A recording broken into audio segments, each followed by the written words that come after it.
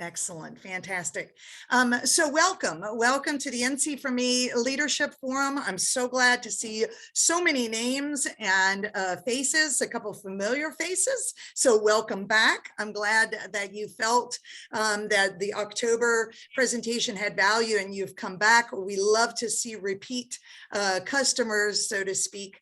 So we're so glad to have you. Before we go ahead and get started, I'd like to hand over the reins to Ms. Kimberly Williams. Kimberly is the CEO, the founder and creator of NC4ME, and my boss and one of my favorite people. So I do want to hand that over and let Kimberly do a quick introduction. And Kimberly, if you then would hand it over to Cody and let Cody introduce himself as well. Fantastic. Michelle, thank you so much for the couple minutes. I won't take everyone's time because we really want to get to the meat of the presentation. I'm really excited. I will stay on today because I know there's a lot I can learn as well. So I am excited about North Carolina, and I'm excited about the difference we're making. We are on a mission to make North Carolina the #1 state for military employment. And we started that mission in 2014 and 15. And I will tell you, I think we're very close, if not already there.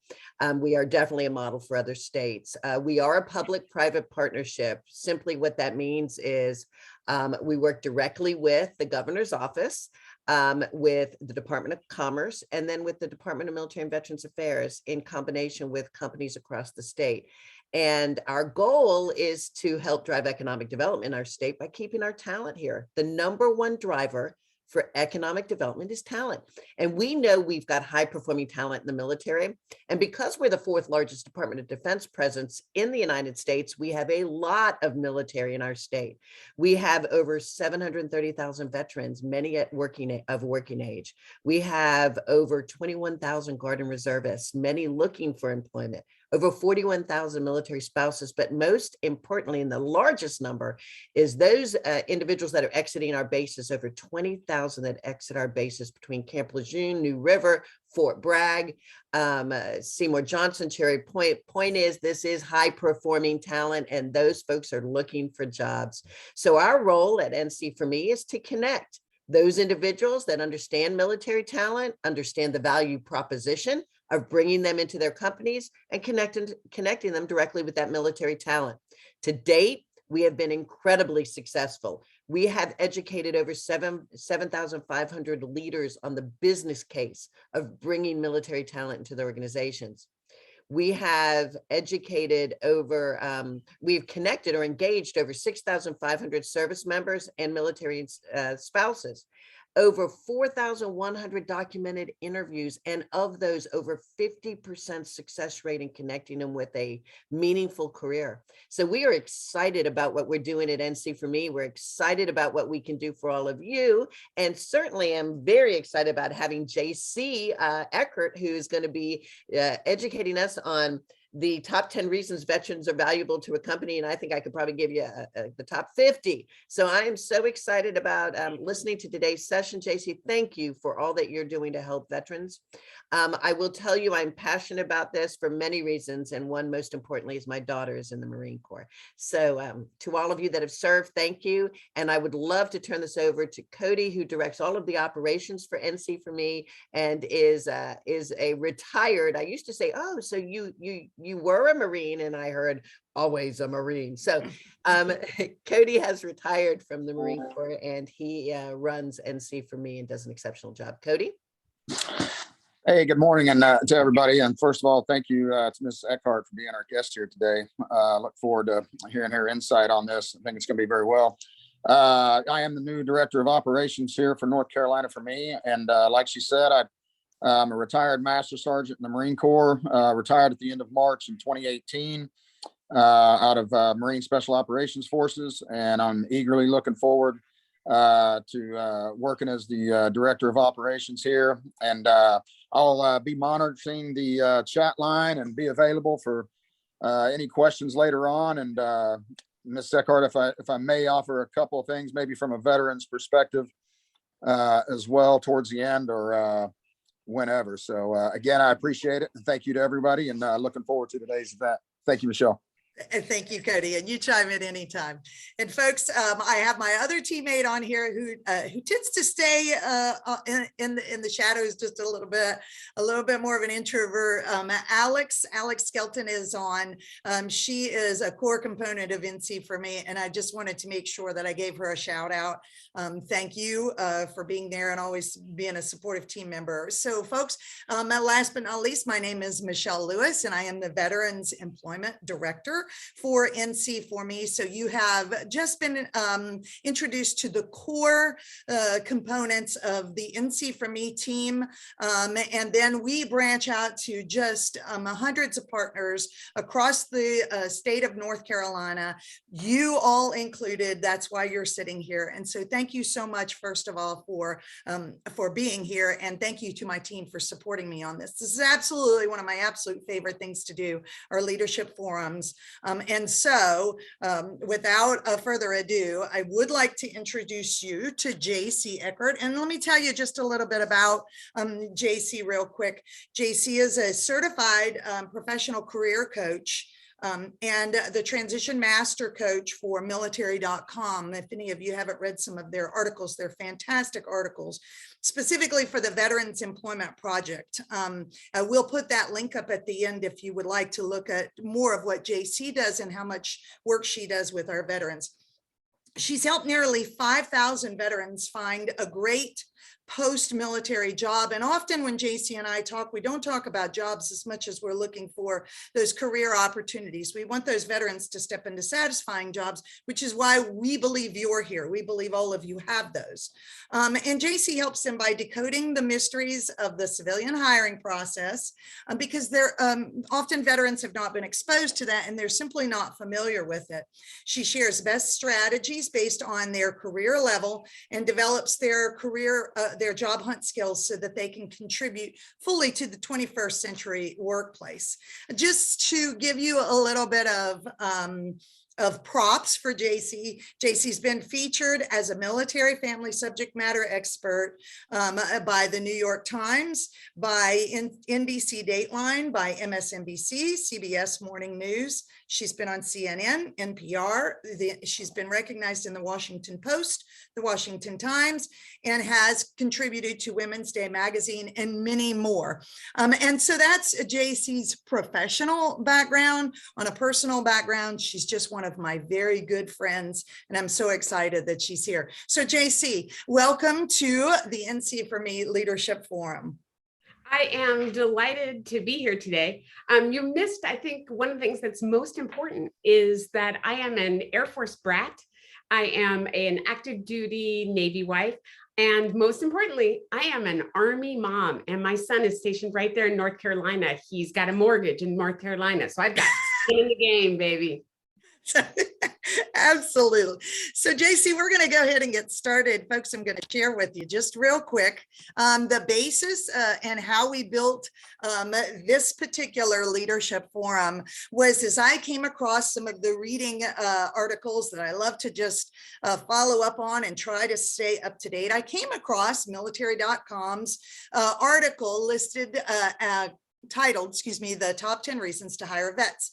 And folks, you'll see these reasons here: accelerated learning curve, leadership, teamwork, diversity and inclusion in action, efficient performance under pressure, respect for procedures, technology and globalization, and we'll talk a little bit in depth about that one. Integrity, conscious of health and safety standards, and then number 10, my number 10 fell off, but number 10 is triumph over adversity. And I would be willing to bet that anybody in the workplace would see an advantage of having any of those skills.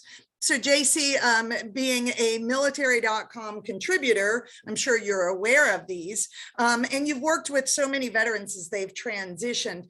As we talk about these top 10 skills, I know they are soft skills, and often we've talked about the difference in soft skills and hard skills and how our teams or employers are specifically going to be looking for hard skills, but are there any in there that really jump out at you that you would like to expand on a little bit for this particular group? I think the one that makes the most difference to the employer veteran alliance there is the first one, which is that accelerated learning. And for the military person, their entire career has been about getting an assignment, going to that job, and getting up to speed as fast as possible, hopefully by your first day.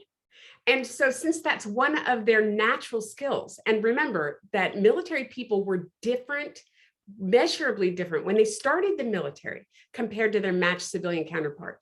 And that ability to believe that you can get up to speed right away is key. The thing is, the employer wants to see, what the employer wants to hire is someone who's already done the job in the past. That seems safer. And so what the military person wants is they want that employer to see, I can get up to speed fast. I can adapt fast. I can do whatever you want. And getting the language together is really a key skill. Excellent. Excellent. Thank you. Oops, I'll set my questions here.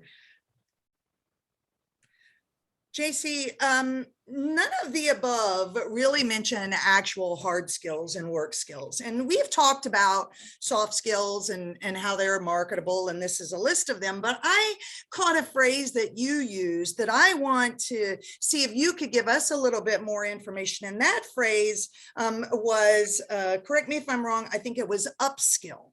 That you had embedded. Could you tell me a little bit more about how you define upskill in veterans, what that is, and how could that be an advantage to the folks that are listening today? I think we first start with the difference between soft skills and hard skills. When it comes to soft skills, I know you all read those and thought, nice to have. In a recent industry survey, hiring managers said that the mark of a bad hire is often the lack of a soft skill. Somebody gets fired because they don't have good attention to detail, or they are not a teamwork person in a job that requires teamwork. So you need those skills to retain people, but we don't hire for those skills. We hire for hard skills. And so often the hiring manager thinks, I really like these military people, but I don't know what skills they'd have that I need. And so I think that the thing that so many veteran service organizations have been working on is upskilling, giving the veterans the kind of skills that hiring managers need. And for examples for that, some of the corporations are way ahead of everyone else because they are identifying these military people as good hires. And so companies like Amazon Web Services, Salesforce, Microsoft, they're all offering hard certifications while the service member is still on active duty. And the service members are getting told to get ready ahead of time. So they are taking these courses and getting certified. And these are things that so many people want. For example, Salesforce is used by 80% of Fortune 500 companies. So it's a skill that you really need right away. There's also some other upskilling opportunities. Do you want to hear about those, Michelle? Oh, absolutely. Please keep sharing.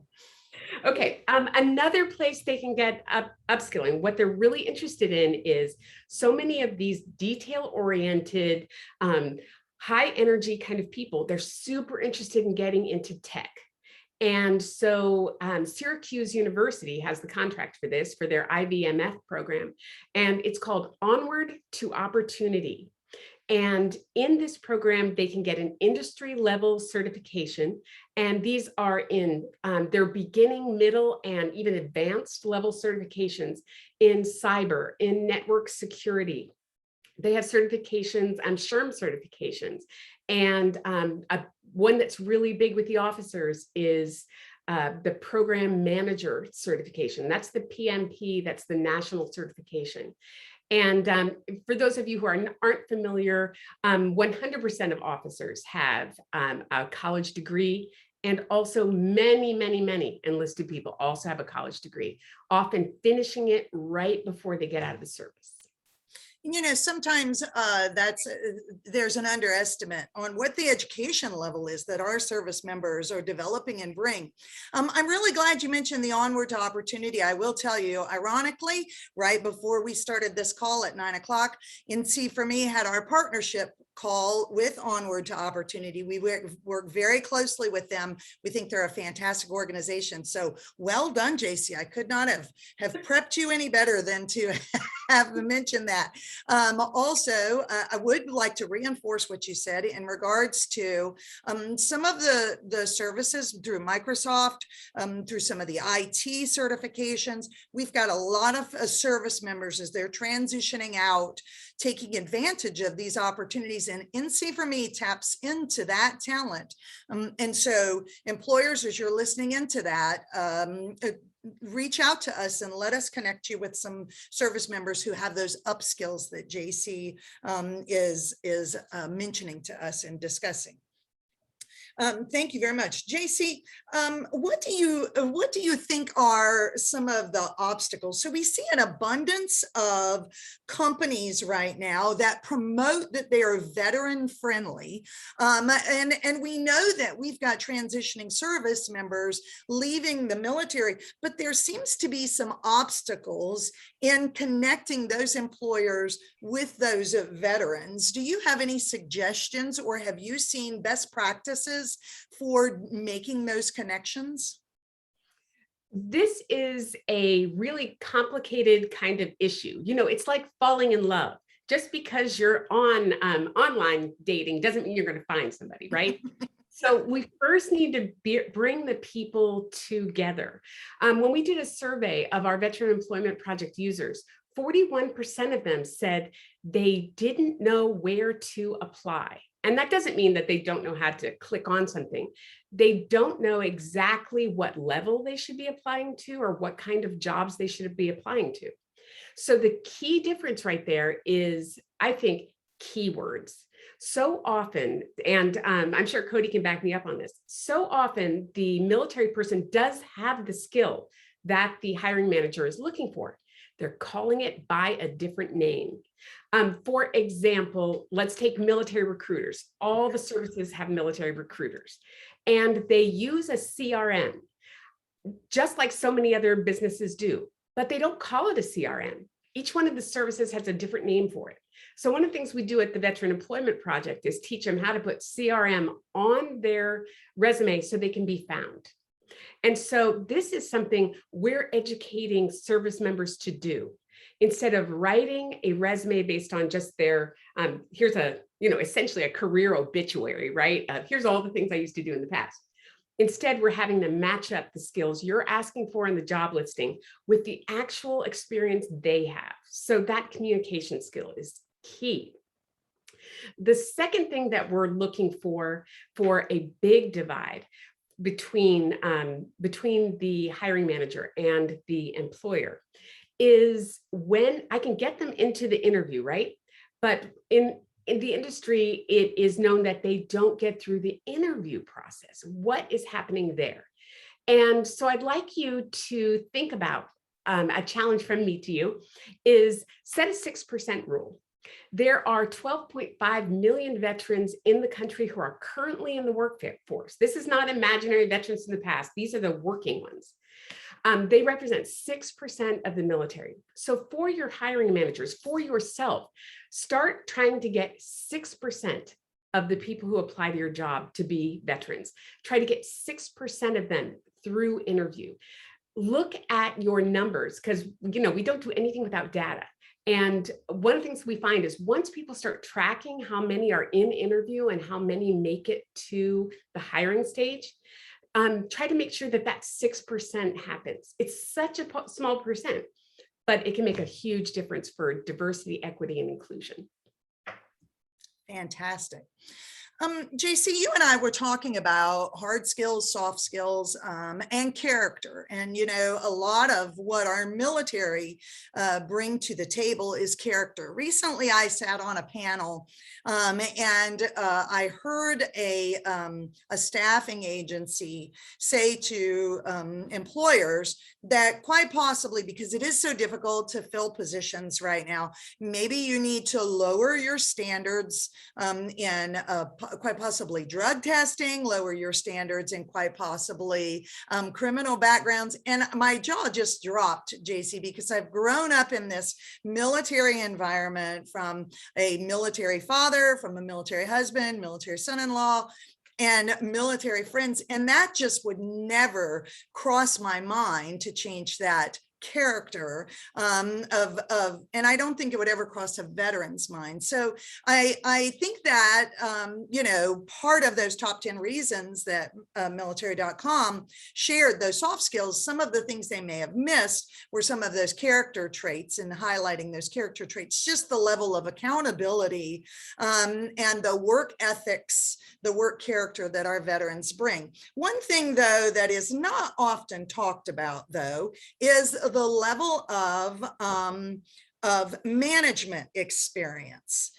So as we go into, you know, that can fall into either that hard skill or that soft skill, but you have a bit of a background and history on explaining and thinking about the veterans management experience. Can you kind of talk about that a little bit?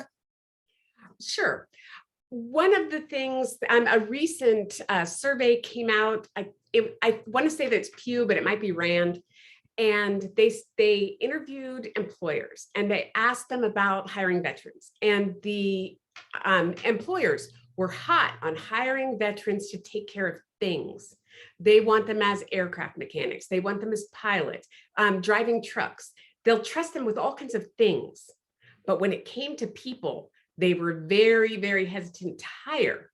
And I always wonder where this comes from. I'm pretty sure it comes from the movies, but I wouldn't say that right off the top of my head.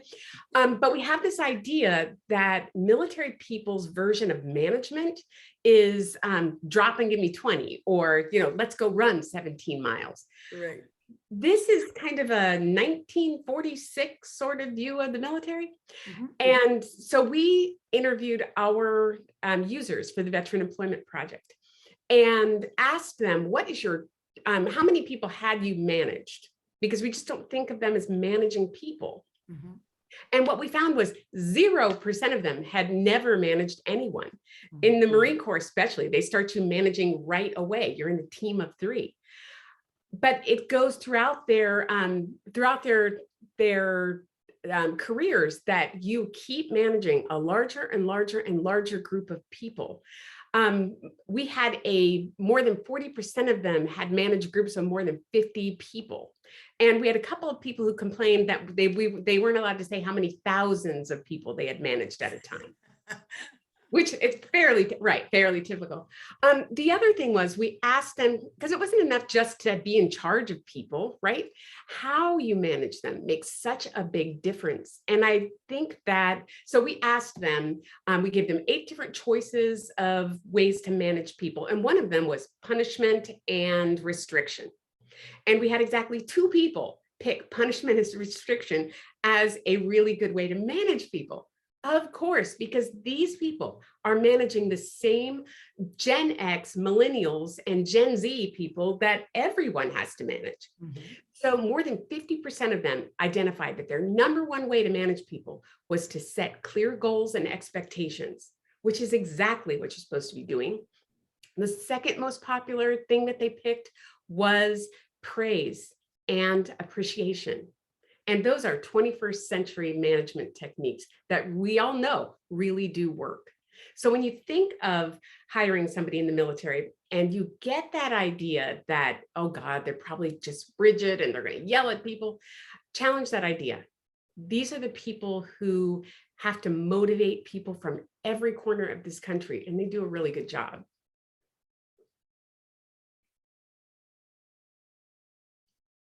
Sorry, we have discussed in the past that a barrier, a roadblock often for our military is approachability. And there is the perception, not necessarily the reality, but the perception of military members not being approachable. So I love that you gave those examples that, and correct me if I'm wrong, I think I captured, you said over 50% of those service members said that what was important in their management is building and promoting goals and praise to their teams. And so I would think that if we were talking about top 10 reasons for why to bring somebody on your team from a management perspective, that would probably fall in our top 2. Would you agree?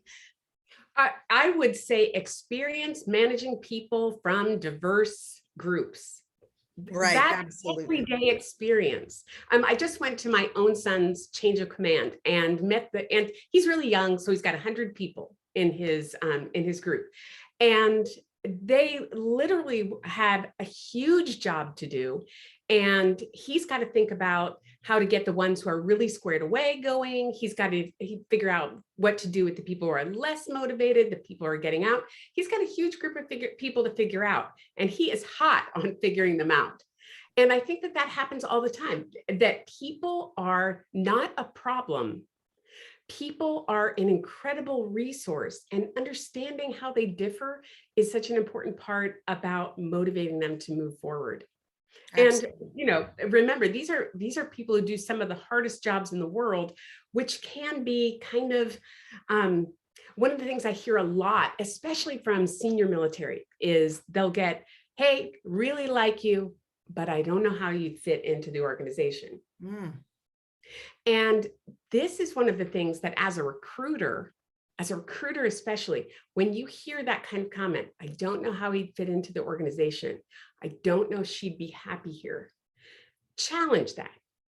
Remember, because just like with other kinds of diverse candidates, this is the kind of language we use to distance ourselves from the decision because it seems risky.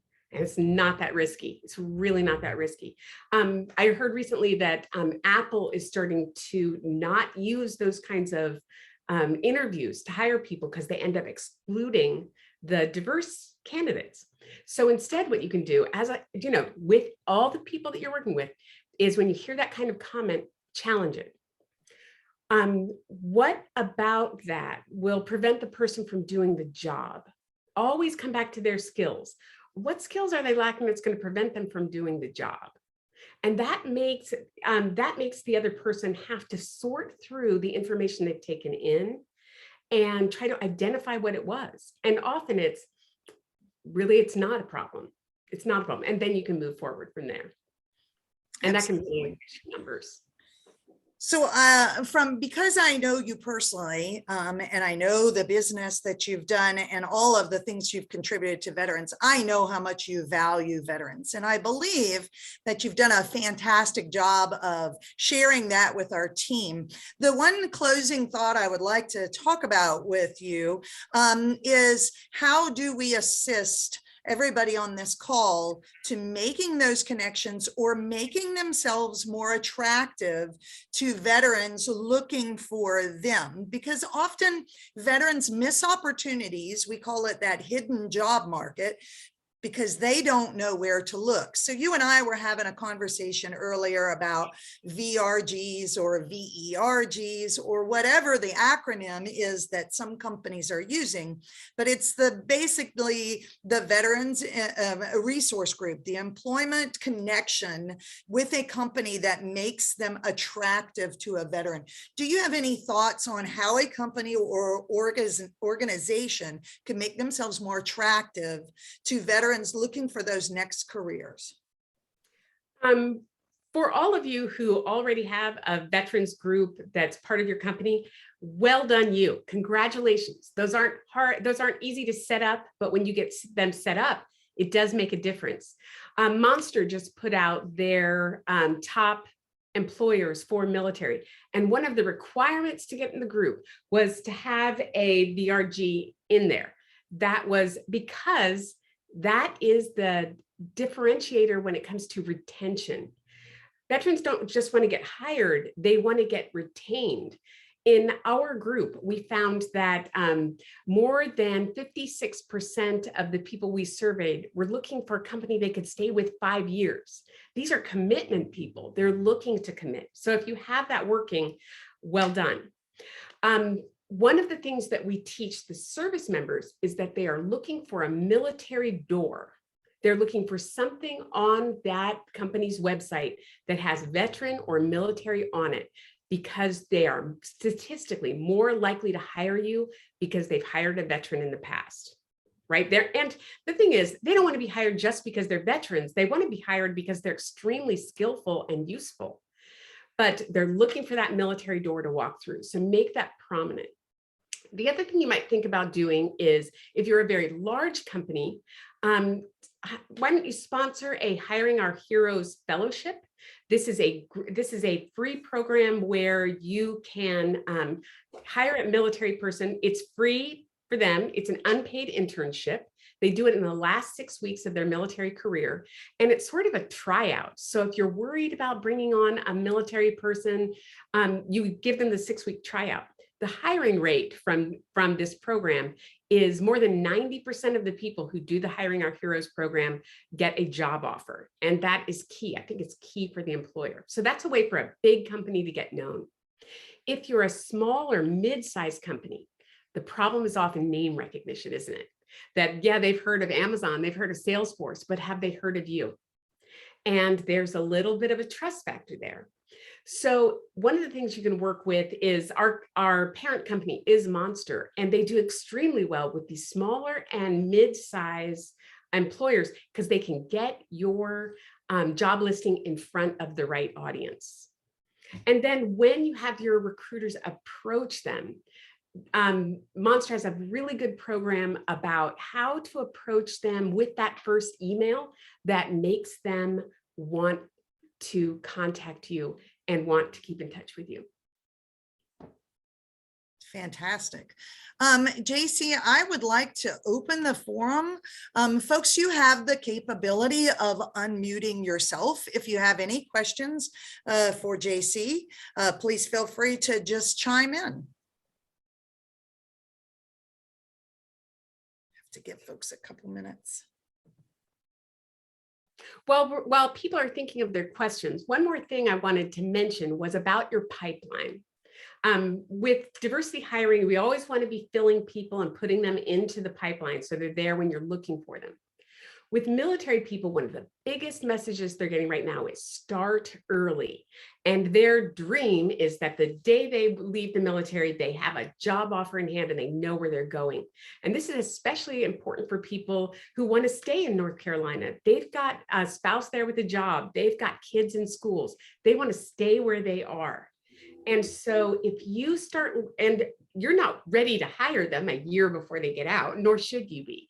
But if you've got them in your pipeline, if you're reaching out to them and communicating with them, if you can offer them a job a month before they leave, they are much more likely to take that job to get the security. So it's a great way to get their attention early. Fantastic. Cody, I'd like to take a minute to pull you into the conversation, if you could, please. And so from a veteran's perspective, listening to what JC has talked about, is there anything specific that, especially when it came to possibly barriers even, because often our teams, our employers out there, they don't know what they don't know. And if they don't realize, you know, that there are these barriers, they can't correct them, they can't fix them. Is there anything that you would like to expand on, either that JC has touched on or that is just something burning in your mind personally? Yeah, so thank you, Michelle. I appreciate it. Yeah, just a couple of things to touch on from the conversation is I was able to, in my time under Marine Corps Special Operations Command, I was able to spend some time in our assessment and selection process, which I think can bring some added knowledge here to today's discussion as far as how we looked at in a little bit more detailed sense, from whether it be the Navy SEALs or the Green Berets or Marine Raiders, where I came out of. We all kind of have very similar attributes, character attributes, that we tried to identify out of candidates. And so one thing that we noticed and that we all agreed upon and that we looked at was, when we're assessing and selecting for SOF, for candidates for SOF, no one in SOF comes with prior SOF experience. So we have to base Okay, you've All got to right, hold on, Cody. What is SOF? Oh, I'm sorry. So Special Operations Forces. Thank you. Thanks.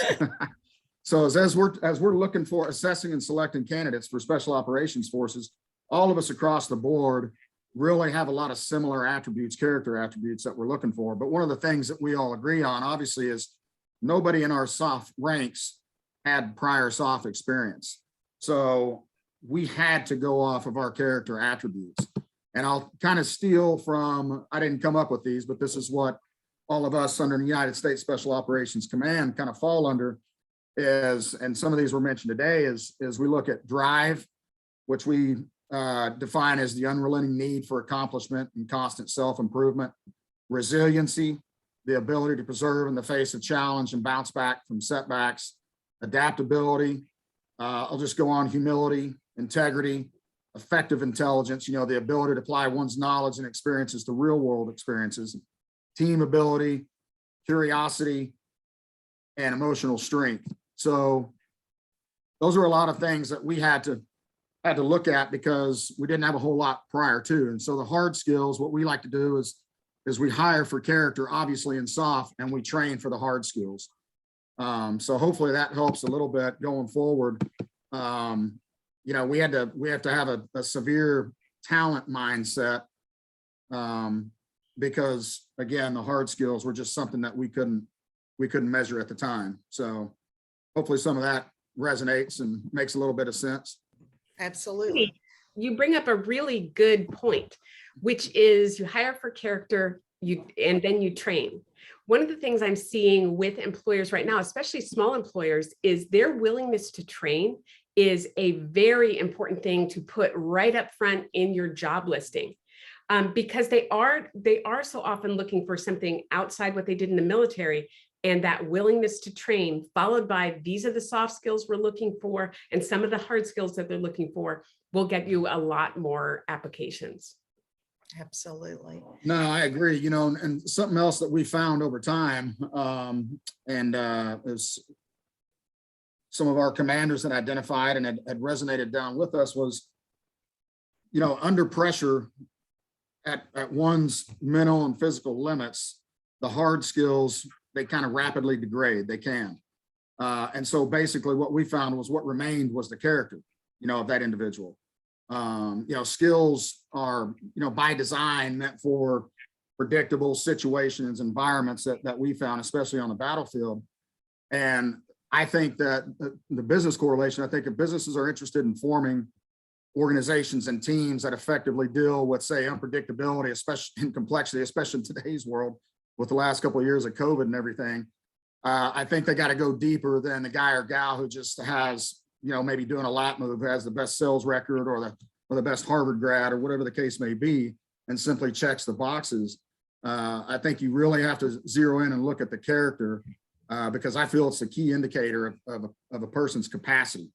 And that was kind of going back to when we're assessing and selecting, we're going after that person's capacity. You know, do they have the capacity to learn a new skill, to kind of hammer home your point? You know, what's their capacity to think for themselves, you know, to problem solve, especially in crazy environments. So I think you bring up some good points there, and I'd like to hopefully present that and get that out there, that people tend to think a little bit more about those things, how much focus we put on that. You can really identify those things in the interview, and with questions about, tell me about a time when you had to work under extreme pressure. Mm-hmm. And then one of the things I bet you've seen too, Cody, is that military people will answer the question and won't go into the details. Mm-hmm. And so the interviewer can be instructed to go ahead and ask, tell me more. Or if a military person mentions SOF, right, that go ahead and ask, what is that? Well, seriously, I mean, we're all really familiar with the military, and we don't know all the acronyms that are outside our own purview. And go ahead and ask. Right. So one of the other things in Cody, this is something you might have experienced as you started to transition, and something JC and I have worked together many years on, is the struggle that a veteran may have when creating that resume and using that military language or using that military occupation specialty, that MOS, and often it gets pushed over to the no pile because the connection is not made in the very first introduction, i.e. the resume. And so JC, when you were talking about going to the interview and not advancing them, quite often a military member may not even make it to that interview because that resume is not familiar. It's not catching the attention of the hiring authorities, of you, the employers that are on here. And we were talking about earlier just the change in hiring fairs and networking fairs and different things like this. If any of these folks here on this call today were attending, were participating in a hiring fair or a networking fair or anything like that, do you have any tips that you could give them that may help with that resume connection or making that connection like Cody's talking about, giving just that veteran that opportunity to talk? Do you have any suggestions on that? Well, one of the things I like about hiring fairs is that they are in person. And I think we are all so tired of Zoom because you only get to know people a certain way on Zoom. And also listening to people on Zoom makes you really tired. So thanks, everybody. Have Zoom a cup of fatigue. But for your hiring fair, one of the things I like to see is recognizing that military people hate to feel stupid. So give them as much info where they can just side eye it and know as possible. And one of the things I like to see is when you have certain jobs you are trying to fill, that you identify, here's 3 soft skills that we're really looking for, here's a hard skill we're looking for, and make a sign out of it. And then when they come and give you that resume, which we both know will probably at the beginning of the transition is less polished than it will be later, because it's a learning process, right? Take that just as a contact information, right? And then ask them immediately, tell me about a time. Tell me about a time you had to be detail oriented. Okay, we're doing, I know in the Triangle, they do a lot of medical research and that there's a lot of program management around that. And so most military people would think, oh, you don't want me because it said medical. They don't realize it's program manager, make people turn things in on time, right? Identify the little pieces of this project and get them done. That's military every minute. And so identifying those things and then telling them a little bit more about the job. How is this like you? Absolutely. That can be really Linda, helpful. I noticed you took your mute off. Did you have a question? No, I was just listening to a presentation last week about job fairs through the state, some different ideas and concepts that are emerging. First of all, let me preface this with the fact that I am in an extraordinarily rural area. Okay. Mm-hmm. And if I could get veterans to come all the way west to my side of the state, if I had housing, if I could get employers up to compete with the level financially that the salary rates that are in the more metro areas, by all means, I would do that, because we could put veterans or just would be a great component out in southwestern North Carolina, I think. But what I was going to share was I heard about a reverse job fair concept. And so that is when you have individuals that have tables to highlight their skill sets, and the employers come in a time frame that is set to go through the tables and meet each one of the candidates and learn more about their skills. So maybe if you are working with your military to figure out how their skill sets can be a part of the skills that are needed in whatever area you're in, okay, be it metro, urban, or rural, just it's a way to showcase them and what their abilities are, what they're looking for, and help them to highlight themselves, and let the employers come through and talk to them and give them, maybe their job descriptions that they have. It's a great way. I thought it would be something that we would want to try in our very rural area.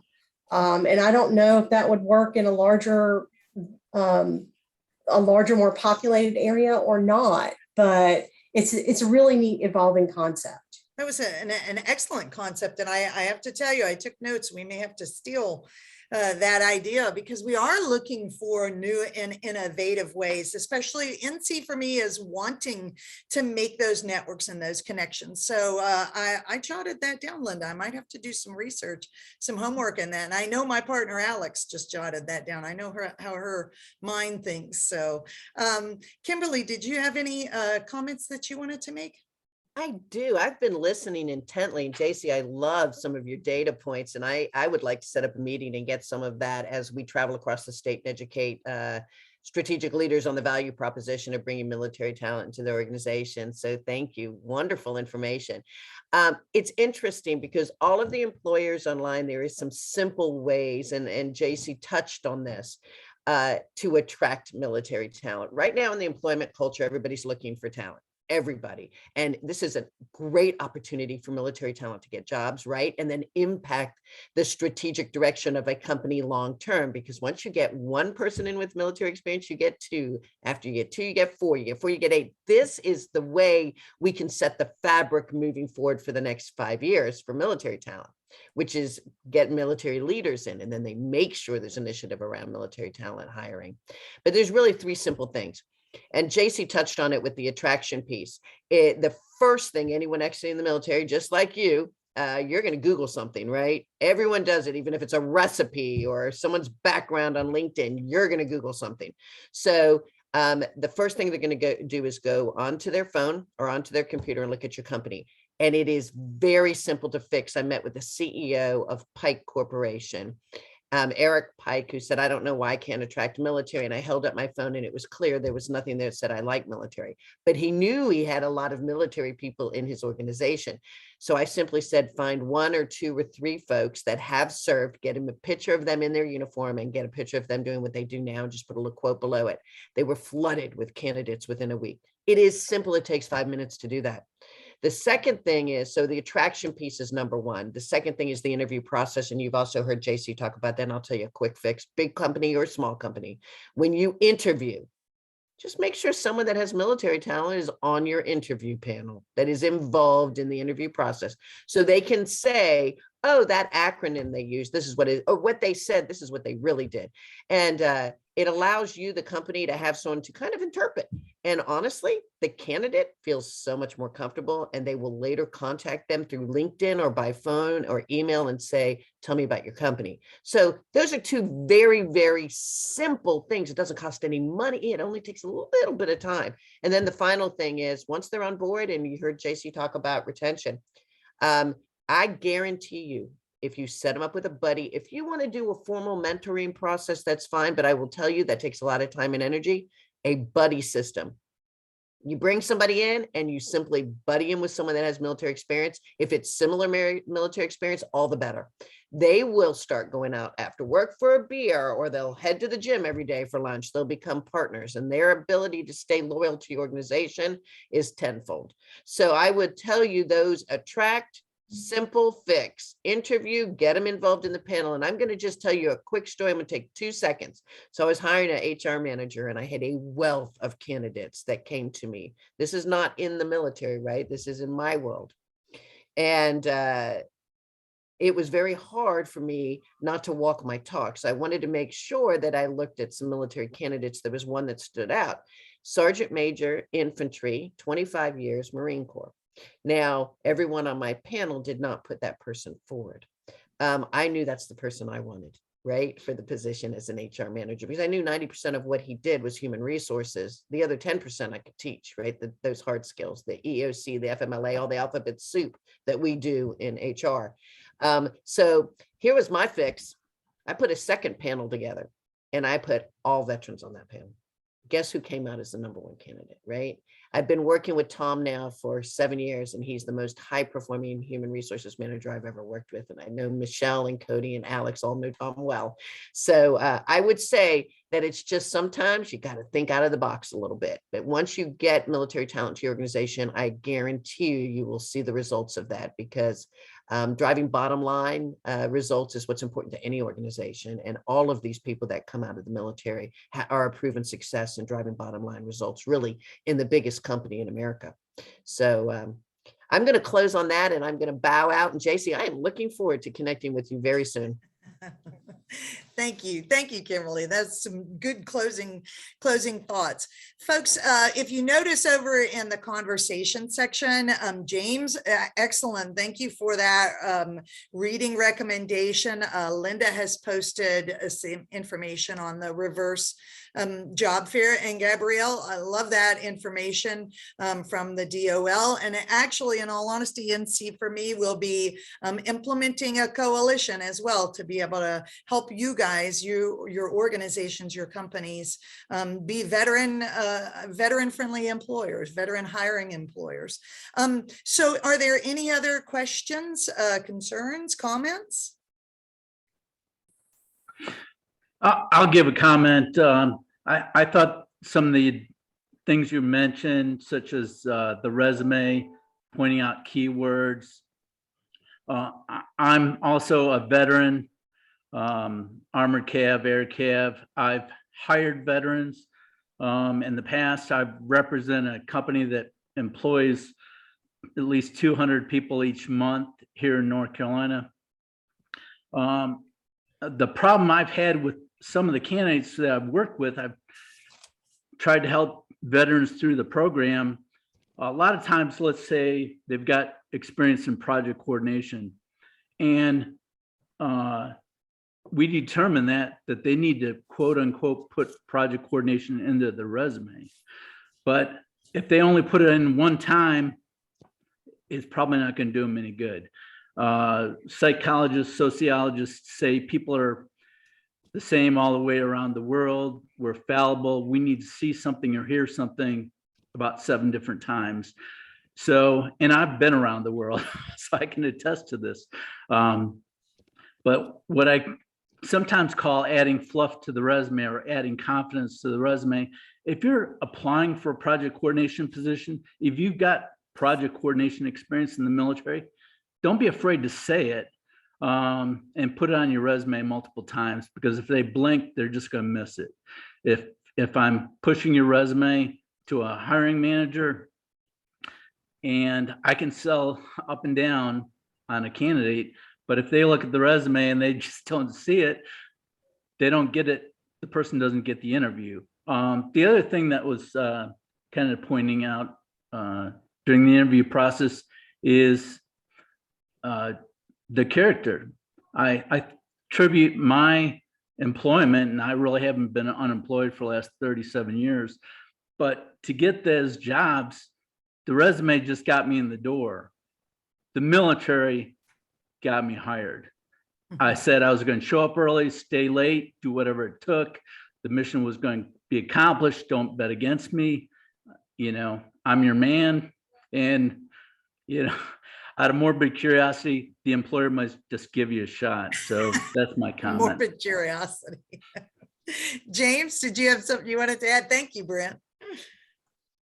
Yes, thank you. Thanks for having us and doing this great event. I would just say, hey, one additional thing. I think the top 10 are amazing. I think there's one word that's missing from the list, and it's What's accountability or discipline. Discipline. Discipline. That's what all veterans bring. And, you know, a couple of weeks ago, I was able to sit down with General McChrystal, and he said the number one thing that a veteran brings to their job or the person that's hiring is discipline. We had, you know, the discipline to be in the right place at the right time with the right equipment, the discipline to be self-disciplined to yourself. You know, he's got a great book, you know, Risk, that's out right now. You know, we are the biggest risk. Who's the biggest risk? We are. You know, it's ourselves. One thing, and I'll get off my soapbox, but one thing that I think is great, that would be great. You know, I do a lot of anything I can do to help. So, you know, I do a lot of, you know, nonprofits help with that, but I just came from a bunch of great organizations. And I think if you could reach out to them, they'd be great, with Brian Arrington with Vets to Industry, Okay. Eric Doc Wright with Vets to PM. those organizations are doing a great job. And this past Saturday, we had 450 people on a Zoom call, and we did a networking event and breakout rooms. So if NC4ME, we did this great event. You had JC doing the keynote speaking at the beginning. You guys are doing these great information and all this. And then we could have the breakout rooms. And that's really where the rubber meets the road. That's really where you're actually getting that veteran in front of these hirers, these folks that are hiring, and give them the opportunity to work on their one-liner, the elevator pitch, because the biggest thing that veterans, believe it or not, we struggle with is talking about ourselves and telling other people what we do. It's the power of story. Absolutely. Another great book. Sorry for throwing this out there. Donald Miller's Story Brand.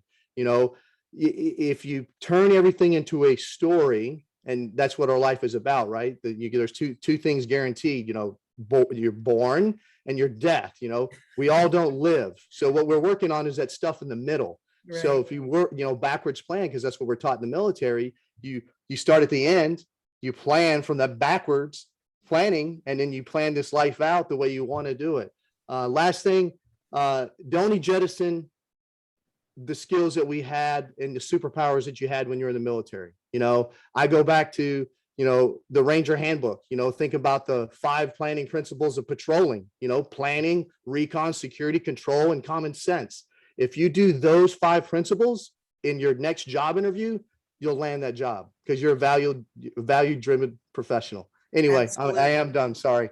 No, James, thank you so much. And you're hitting on our passion points. JC and I taught together as teammates for many, many years. And I'm sitting here thinking this is exactly what we've said, right, JC? We've often told folks the resume gets you the interview gets you the job, these kind of things. So no, you were definitely just rescoping. Daniel, did you have a couple things you wanted to throw in?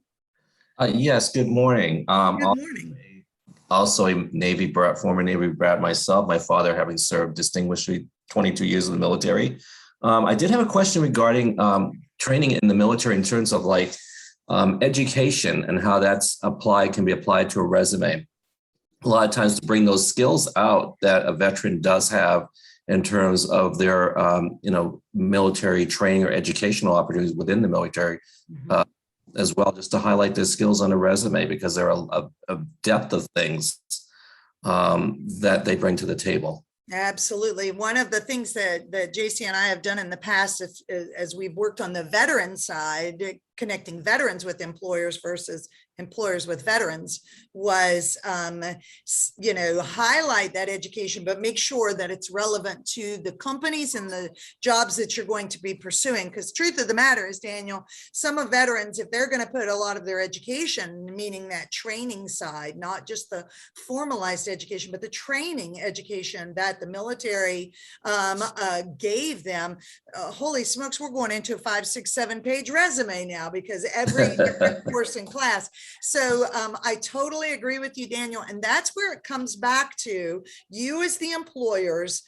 Hone in on your job descriptions, hone in on your VRGs, hone in on those soft skills, so that Daniel, the transitioning service member, can say, well, maybe I don't need to put my, a CS chamber, gas chamber training on the job that I'm applying for to be the, the lead technical director for blah, blah, blah, this kind of thing. So honing in on that education is very important, but honing in on those skill sets and the education that the company is looking for. So employers, make sure that you're putting out there what you're looking for, because the veterans have it. Cody, did you want to add something there?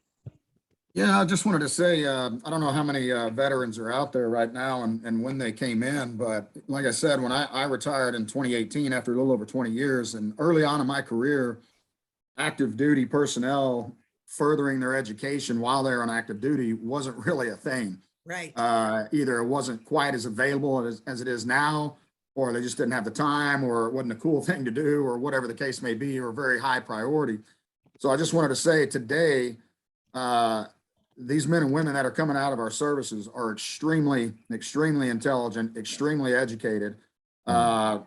a dumb rock like me was able to get my bachelor's degree before I retired finally, thank God. But the certifications, the degrees, the advanced degrees and things that these guys and gals are coming out with on top of all the active service and the deployments and the families and everything else they've been doing, they're juggling many things at once and coming out with way more education and certifications and knowledge and intelligence than I ever wish, I could have when I first came in over 20 years ago. So just keep that in mind. And I'm sure they'll put those on their resume, but yeah, they're coming out very well educated these days. Thank you, Cody. And guys, we're going to go ahead and close out. JC, do you have any parting shots before we go?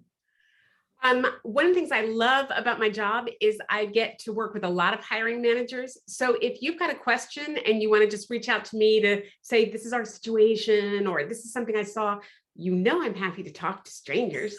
So I put my LinkedIn, address right there in the comments, and I'd be happy to connect with everyone. Very good. Okay, folks, we're going to close out. A couple of things I want to remind you of before we do, though. This is one of the things that NC4ME values is your HR teams, and many of you are certified HR professionals, and you will receive PDCs, your professional development credits, for this course. Alex has dropped the SHRM activity ID code over in the chat box. So please be sure to go ahead and click on and get your one professional development credit for that. And the last closing thoughts I'd like to share. Cody gave a couple things. He said some of the things that the veteran brings to the table: they have drive, they have integrity, they have curiosity, emotional strength, and teamwork. And I want to stress to you, when we talk about veterans, we're not only highlighting, we're not only marketing the veterans to you, we're marketing the veteran spouses as well, because every one of those characteristics that Cody just mentioned, I guarantee a seasoned military spouse, and that means that all they did was marry military, that's what makes them seasoned, has those exact same attributes. So in January, we will be, I think it's January, we will be doing another course, and this will be military spouses, corporate America's secret weapon. And I just want to let you know that you're going to want to know about them as well. I, as a military spouse for over 30 years, can tell you that we make lemonade out of potatoes. We know how to use our resources. Am I right, JC? Amen, sister. And so thank you for being with us today, but please keep your eye out for the next NC4ME Leadership Forum, and we would love to talk to you more. Reach out to me at mlewis@nc4me.org. Cody Dupree would be CDEUPREE@nc4me.org, or Alex Skelton, Skelton @nc4me.org, or go on to the NC4ME website and reach out to us, and we can help you with any information. If we don't have the answers, I guarantee we have the resources for the answers. That's the beautiful thing about NC4ME, is not that we want to do it all, but that we partner with some absolutely fantastic people like JC. And so JC, thank you. Thank you so much. You are, I say it one more time, and I mean it to the bottom of my heart, one of my favorite people. I think we need to go get Thai food again. So let's meet up and do that. Cody, thank you for your time. Kimberly, thank you. And all of you, thank you so much for your time. I look forward to seeing you again. Thank y'all. Thank you. Thank you.